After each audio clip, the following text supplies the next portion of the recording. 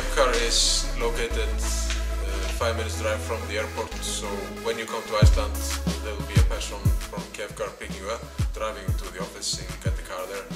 And when you return the car you'll be driven to the airport again and don't have to find a parking spot there and free out of traffic.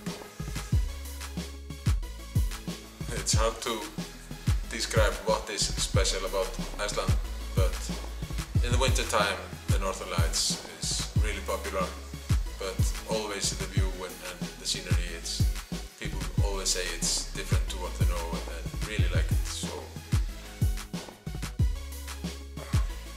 yeah, you have to be careful when you drive in Iceland. On the asphalt roads the top speed is 90, that's what allowed, and that's okay on good roads.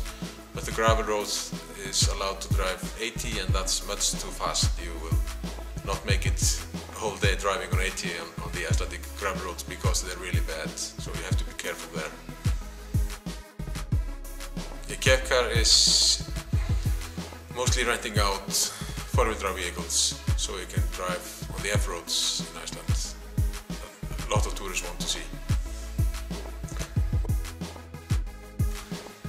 I mostly offer Suzuki 4x4, and that's mainly because they are strong and reliable, and I don't have to spend time getting them somewhere broken and fix them, so that's why I'm renting out the Suzukis.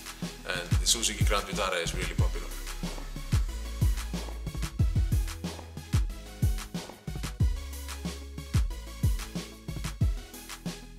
Kefkar is shortened for Keflavik Car Rental. That's because the car rental is located in Keflavik at the Reykjavík International Airport.